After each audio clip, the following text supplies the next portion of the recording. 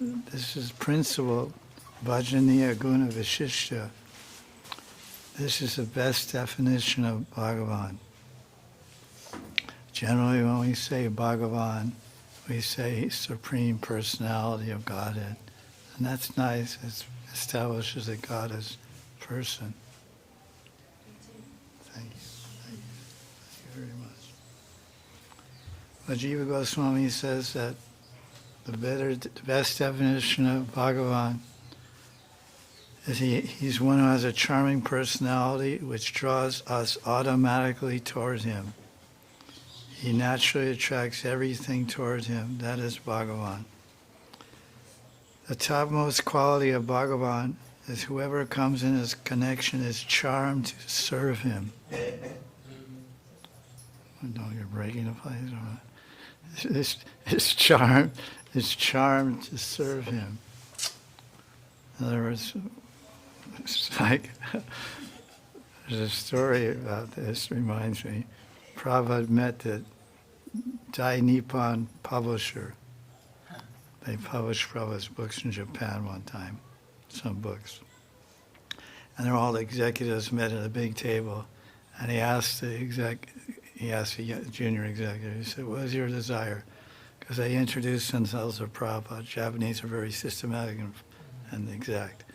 So he said, hello, sir, I'm the CEO of this company. My name is Hoshi Shiku. Whatever his name was. And he said, this is my card. And put his card in front of Prabhupada. And another guy said, I'm so-and-so. And he put his card. And there's about 20 cards, just big long table, 20 executives meeting Prabhupada. Big contract, BVT, book publishing. So he asked the junior executive, he said, what is your goal in life? And he came up to Prabhupada and he took all the cards, many cards, and he found his, and he put them all, he stacked up all the cards like this, and he put his on the top. My goal is that my card is up here. I'm on top. So you're putting your phone on to remind me of Prabhupada's story. It's nice. In other words, I'm going to be on the top. I'm going to be number one. So Prabhupada appreciated that. He complimented the young guy. He's a young executive. He said, this kind of idea, you have a son called, I'll be number one, you will be number one. Maybe. Krishna blesses you. So this is the point that Jiva Goswami establishes. It's so nice. That whoever comes in his connection is charmed to serve him, to sacrifice everything, to obey and satisfy him at any cost. This is the real nature of the absolute truth. He is charming in all respects. Vrindavan is a place of charm. Everyone experiences a supernatural joy and seva of Krishna.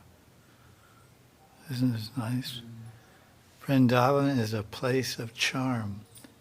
All experience, everyone that lives in Vrindavan or serves, even in this Vrindavan, this Lokic Vrindavan. It's not Lokic, I mean, it's apricot. An apricot or Prakat Vrindavan, Boma Vrindavan, or Nitya Vrindavan, Gokul. Everyone experiences a supernatural joy in their individual seva to Krishna. That's personal experience and taste, ruchi, that one will get from serving Krishna. It has to be there. Otherwise we couldn't be here today to speak this. It's not just, we're not moving in a robotic, mechanical way. We have some independent will to some extent, some minor area of choice. Krishna gave us the opportunity to serve him. And but if we offend devotees and act not nonsense, then he can withdraw. So this is one point I wanted to make.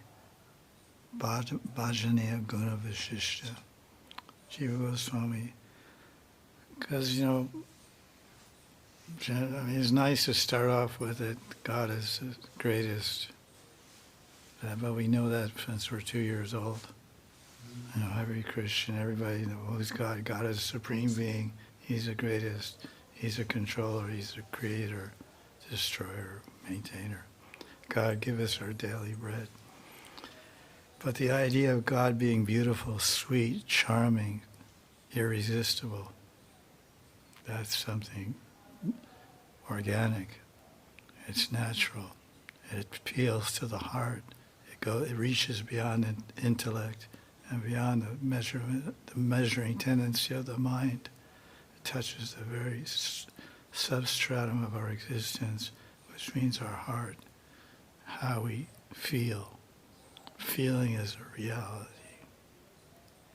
So Bhagavan is a feeling God. He brings out our feelings and expresses his feelings of love for us in return.